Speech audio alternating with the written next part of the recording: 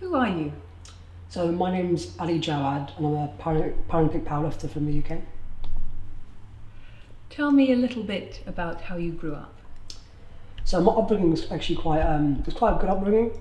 So I was born in Lebanon, um, and at the time Lebanon was going through a very kind of serious civil war um, against Israel. And at the time it was very war torn and loads of poverty and no food, no money. And obviously when my mum got pregnant, it was quite hard for them because they didn't know how it was going to affect me growing up. And with all the scans at the time, the doctors were kind of, they kind of told my parents that I was a normal boy and I was healthy. And when my mum gave birth, unfortunately I came out with no legs, which was a huge shock because nobody actually anticipated the scans and the results of the scans. So someone must have overlooked it.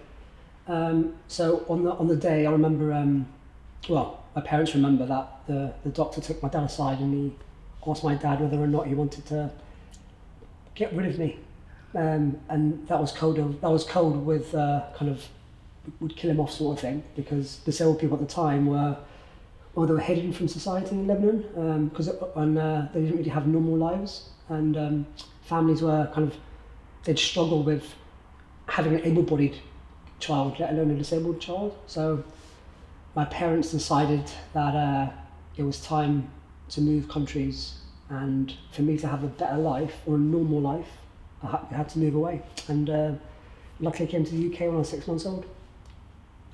And this very difficult beginning in life led into a career of being a world record breaker, a gold medalist. Can you talk to us a little of the highlights? Oh, the highlights, blimey. So I think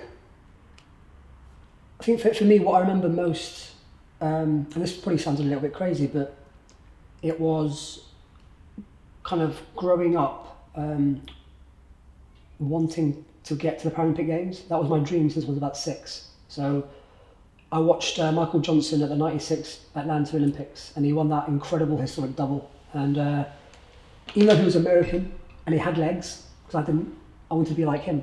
On the top of the podium, he was crying his eyes out, and I was like, I want that feeling, and I had to find a sport that I was good at. And I guess for me, it took until I was about 19. I managed to qualify for the Beijing Paralympic Games on my birthday, which is probably the best present I can probably give myself. But even though I've kind of won major medals since, I was the most proudest at that moment because it was new, it was raw, and it was like a dream come true for me. And to do it on my birthday as well was a little bit more special. That cake definitely tastes pretty good. So that was probably the biggest highlight to date in terms of feelings. Tell us about the biggest weight that you've lifted and the circumstances around that. So my competition PB is 195 kilo, but in the gym I've bench pressed over 200. For me, like growing up in the sport, 200 kilo was a weight that if you got it in competition, you're kind of up there with the legends. It's very, very rare you get lifters lifting 200 kilo in the light bodyweight classes. There's only been maybe four or five people that have ever done it. So for me, like I got very, very close, 5 years ago now. I don't think I'm going to get back to that sort of level because of my health, but I guess I was lucky to even lift it in the gym. So for me, like I have done it, just not officially. We have Tokyo 2020 coming up, and I was really interested to find out that the qualifying events lead as far as late as April 2020. So this is a very high stress situation to be so close to the Paralympic Games and not know whether you are fully qualified. Can you talk to us a little bit about the qualifying events? Yeah, so basically you've got a 2-year window before the games to be in the top 8 in the world in your bodyweight class. And the deadline for us for next year is obviously April 2020. And by then you have to be in the top 8. So it's the 8 biggest lifts in the 2-year period. So what makes it a little bit more kind of difficult is that you just don't know what weight you need. You're gonna go. You literally have to do the competitions to kind of get a gauge of where 8th place is, and it's really important that you kind of make sure you're at kind of every opportunity to qualify, to make sure you either defend your ranking or improve your ranking. So yeah, we're not gonna really know until after that deadline. So actually, it is high stress, but at the same time, it kind of encourages you to lift as much as you can in that qualification window, so you kind of have some sort of assurance leading up to the games. But yeah, I probably won't find out until probably May, which is very late. And one of your main competitors, an Egyptian who you happen to like very much. Yeah, so Sharif Osman, he's arguably probably the greatest of all time. I call him the Usain Bolt of our sport. He's also a very nice guy, which is difficult. I get along with him very well, to be honest. And yeah, for me, like, I remember as a kid growing up, I saw him compete in Beijing, and he was kind of the first man to ever bench press 200 kilo in the lightweight classes. For me, it blew my mind back then. I never thought in my life I was going to take him on in my career. But yeah, I think next year I will not be competing against him because I'm actually in a different bodyweight class because of my health. So actually, it's. I thought he'd gone up a body weight. He has. I've gone down. Right. Yeah. So have you gone down to 54 again? 54. Yeah, because of my and health. he's gone up to 59. He's always been at 59. Right. Yeah. Okay. So he did one competition at 54 5 years ago, and now he's up to 59 again. Right. Yeah. So actually, for me, it's actually Nigeria who are my main rivals. I Yeah. see. So he's as good. So like my job does not change. It's going to be very difficult. So there was a big announcement today. Yes. Can we talk about it? Yeah, sure. Yeah. So obviously, it's been very well documented about the Russian doping scandal the last 4 years. Obviously, I've been a massive advocate of like clean sport, and I've kind of tried my best to kind of put pressure on the authorities and make them accountable for every kind of decision they kind of take on behalf of athletes. And I feel like the authorities have been very kind of soft in recent times on Russia. And today they've kind of imposed sanctions against Russia today. So a 4-year ban. There'll be no national anthem or national flag at the Olympics next year. And even though it's been the harshest sanctions so far against Russia, for me it doesn't go far enough because there's no blanket ban. So if a Russian athlete can prove that they're clean, and they've been subsequent to testing outside Russia potentially, then they might be allowed to compete at the games under a neutral flag. My concern is that one, it shouldn't have gone this far. Two, WADA kind of begged for powers 4 years ago, new powers to enforce harsh sanctions because before they didn't have them sort of powers. They finally got these powers and they haven't used them fully. So for me, even though I agree with the sanctions today, they don't go far enough. Can you talk to us about your official roles within this context? Yeah, so I'm part of the UK Anti-Doping Ethics Commission. I'm one of the set-up members for Global Athlete, and I'm on the Paralympics GP Ethics Commission. So I kind of represent athletes' views on a variety of organisations. And for me, it's all about kind of fairness. Is it fair that we're asking athletes to not only hold their integrity at the highest levels at all times, but they are bound under the most strictest rules. We have to live our lives really strictly to conform to anti-doping rules.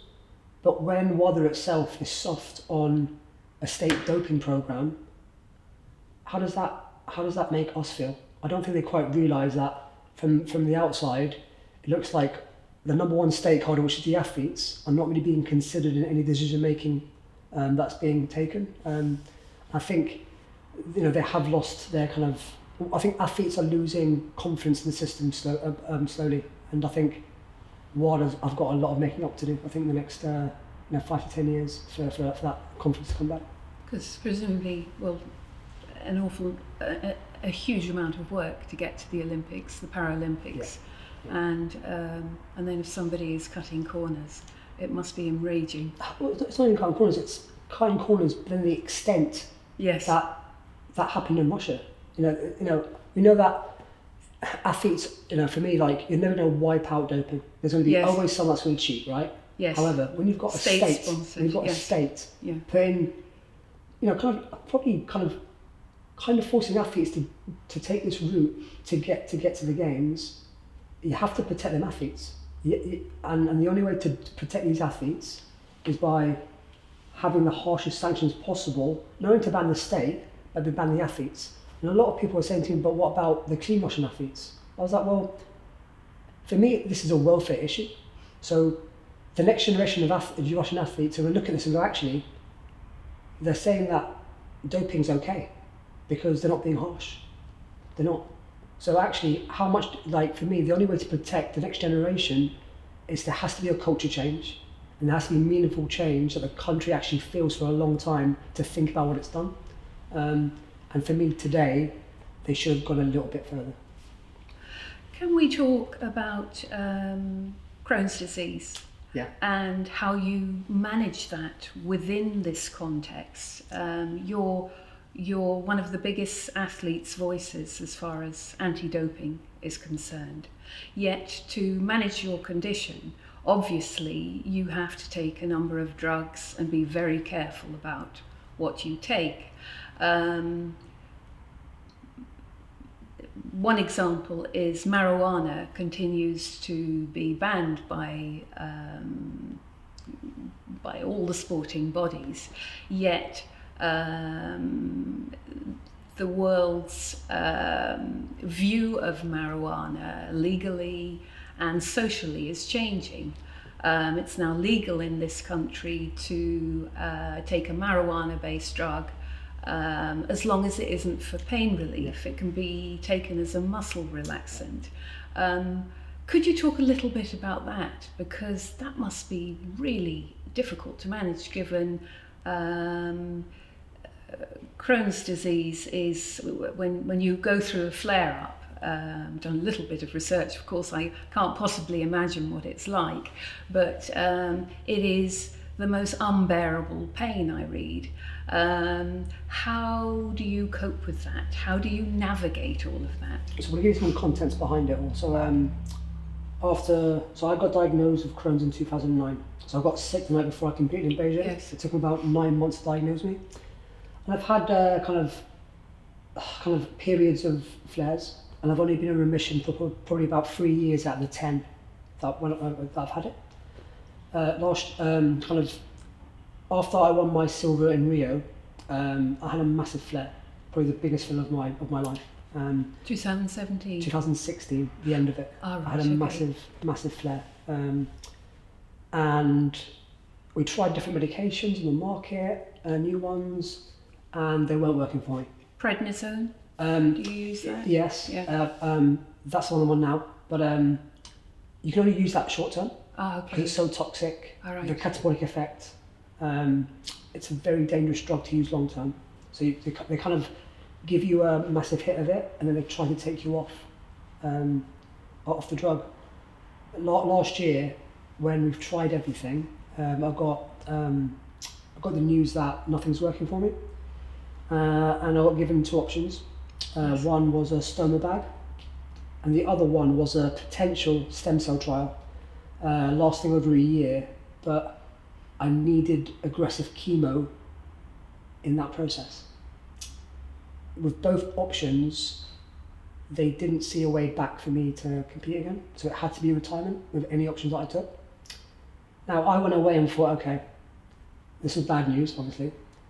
However, I'm not ready to retire yet. I think, I really want to go for gold in Tokyo. So I looked up, kind of went back, thought about it and go, okay, there's one more option that potentially the consultant give me.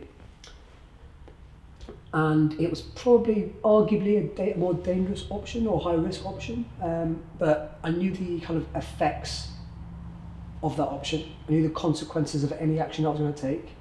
I knew what it was going to come at me, and having spoken to my team about it, I felt that I had the team, importantly had the team and the resources to actually attempt it. I'm not going to say I'm going to gold medal next year or I'm going to medal or even get there, but all I wanted was the shot. And I felt that this route was going to be, it might give me a shot. And I decided, with all the information kind of in front of me, that I will delay the options, so delay the stem cell trial, and go for the medication option, which is prednisolone. Now, pred over 2 years, and the dosage that I need to survive is highly risky. With not only the kind of toxic effects it has on the body in general, but the training effects that it has on the body too. So being catabolic is not good for my sport. The lack of recovery, the fatigue, the pain, the lack of sleep, the injury risk. You can rip muscles, which I've done the last couple of years. But we knew that I knew it was going to be the only option that was going to at least get me to the start line on the platform. And the weed thing was, in that time, when people found out what route I was going to take, they're like, well, no, what about marijuana? Look at the results, they've been so good, you need to think about it. And I think my kind of mindset was that, look, at the moment, I am an athlete. I'm not someone and I'm bound by the WADA code. I'm bound. I'm bound. Yes. So, for me, it is banned. It's a banned method. And yes, even though the results and studies have been promising, that option is impossible to me. And there is no way I will get a therapeutic exemption for using it when there's other options available to me. Now, for me, like, when I retire, fully from sport, that could be an option that I think about, but I have never taken a recreational drug in my life. So for me, like, I've grown up being very anti-drugs, no matter what. So for me, like, actually, like, I'll probably go against my kind of values and morals if I went down that route anyway. I don't even like taking medication for my Crohn's. I don't even take supplements for my sport. I'm against supplementation. I go through the natural food route. So I do everything that I can naturally to the best of my ability that my health kind of allows me to. So for me, it's a difficult one. I know people have had good results with it, but for me, because of the rules, I'm bound under that, and I have to respect the rules. So for me, it's a no-go at the moment. I should at this point do a shout out for Michael Sears, the founder of 11 Health, and who is currently going through stem cell therapy and chemotherapy and is having an extremely tough time, and who was supposed to be conducting this interview because he's the ideaXme health ambassador. So shout out to Michael and hope he's getting better. You've had a really tough time. It's hellish tough to be a Paralympian as it is, and to compete against the world's best. Just interested to hear, along your human journey, who have been the people who have boosted you psychologically, physically, all round to move you forward? What were the rich connections that you formed? They can be at a bus stop, it can be at work, socially. What were the great boosts to move you forward? I think for me, I've had I'm lucky enough to have kind of inspirational people at different stages of my career. So when I first started kind of powerlifting when I was younger, I think I was at school, lucky enough, GCSE year, and it was Dave Kay and Lee Warren that kind of harnessed my talent and kind of developed me as a junior athlete to try and kind of, and they got me to a Paralympic Games in 18 months from nothing, which is unheard of in my sport. And it was actually Dave Kay and Lee that got me, that kind of opened my mind when it came to doping. I remember the first week I was in the gym. This was the first way I started, by the way. I was 15. And after a training session, Dave called me into his office. Dave's a very old man, regimented, quite scary. Don't want to mess with him. And I was scared. I thought I did something wrong. And he said, he goes, son, he goes, listen to me. In 10 years' time, you're going to be at the Paralympic Games on the podium, and you're going to be either second or third. I was like, oh, great, cheers, thanks. It's like, you will know that the people in front of you are doing something they're not supposed to. He goes, you've got two choices. One, you do what they're doing and be the best in the world. Or two, you can sleep well at night knowing that not only the cleanest athlete, the best clean athlete in the world, but you've scared the shit out of these druggies. He goes, imagine, and you've done it clean, and you nearly outsmarted them. And I was like, what are you trying to say? He goes, well, in your sport, it's the worst, and the authorities are not doing enough. And he said, your second option, obviously it's the dope, and if you're going to take that option, we need to get out of my gym, because I only train clean athletes. And I was 15, I was gobsmacked. I was like, he's telling me to win in my sport, I might have to do things that I don't want to do. So I went outside, got some fresh air, and I thought, is this really worth it? Can I find another sport where I don't have to do this? But then he gave me an idea. He said, look, imagine if we can outsmart these people naturally, through diet, through lifestyle, through good coaching, through hard work, through for me, I got over the Rocky films, for me, the Rocky Balboa mentality. And obviously in Rocky 4 with Ivan Drago, I'm just like, yeah, this is great. So, but it also made me realise that the anti-doping system at the time was just not good enough. I thought something had to be done. And that's where my fascination with anti-doping first opened my mind to it, and I wanted to fight for clean sport from then. So yeah, they were my initial they laid down the foundations. And then you had Colin Sampson at UEL, University of East London, with David Cosford. You got Matt Townsley, you got Duncan.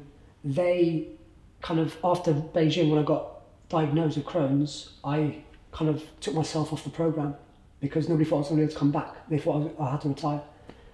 But University of East London, they believe that actually, look, this can still be done. Like, just because you've got Crohn's and nobody else has done it doesn't mean you can't. And they gave me all the resources possible to try and lodge a comeback. So I was lucky enough that I didn't have to be in the World Class Performance Programme, and having that support, it laid down the foundations for that comeback when nobody expected it. And then now, since 2011, there's been one man at my side all the time, and that's Tom Whittaker. I never tell him how much I value him face to face, but he's been the person that has saved my career, and with him I've achieved all my major medals. And he's someone that, even though he's my boss, he's someone that's inspiring, someone that pushes me every day, someone that makes me think differently. And he's taught me a lot, and I feel like we've been on this roller coaster journey together, and I think if it wasn't for him, I don't think I'd be getting the support that I have now with the team that he's led to try and attempt this. Because I think if anybody else look at the situation that I'm in and go, actually, you've got no chance here, you need to think about your health. But I think I'm lucky that he knows me, and with what we've gone through together, I think he believes in my ability, that if he can give me the best resource possible with the team that I have, that truly believe in my that have faith that I could do it, then I think he's I want to do it for them as much as me, because they've had to sacrifice as much as me to try and pull this off, and I just want to do it for them too.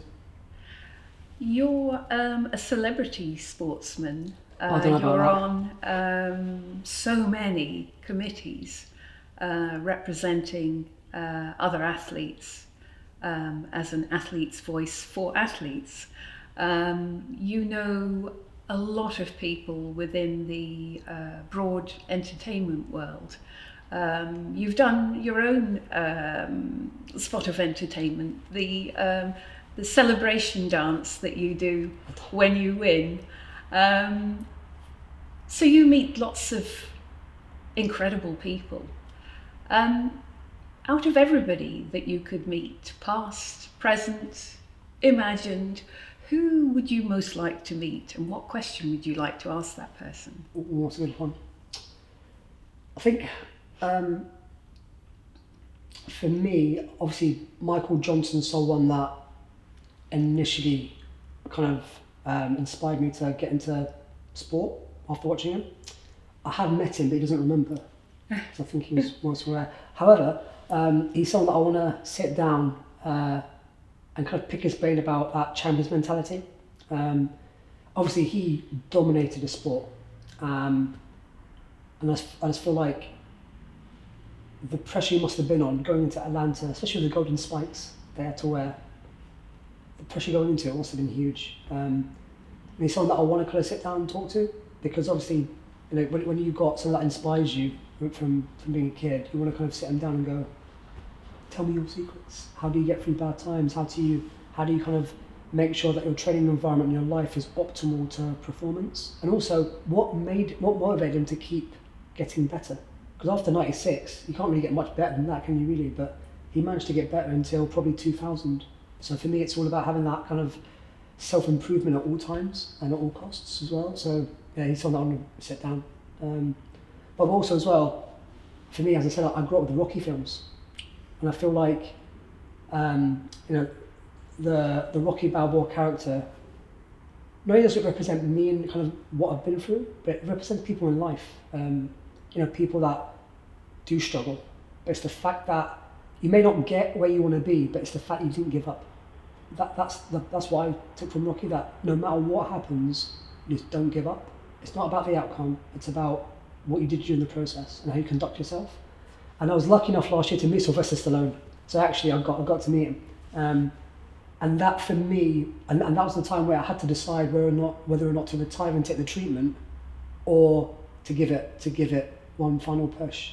And when I met him, that I realised actually, like, you've got to do this. Not only do you do it for yourself, but you do it for the people that have been loyal to you, and you do it for all the Crohn's and IBD sufferers out there that have a dream and that they want to achieve it, but they always think that IBD is going to stop them. I think if I could prove to them that it won't stop them, it might just, you know, inspire many people in my condition to not take the risk that I took, because it is risky, but to fight and to make sure that they do live their life in a way that they want to and on their terms, and not, you know, not the disease. So that's what I'm hoping next year. And that's what the outcome will be next year. It's not about, you know, for me, winning a medal or the gold medal is, even though it's the outcome that I want, that's why I came back. For me, it's bigger than that. It's making sure that more research goes into Crohn's.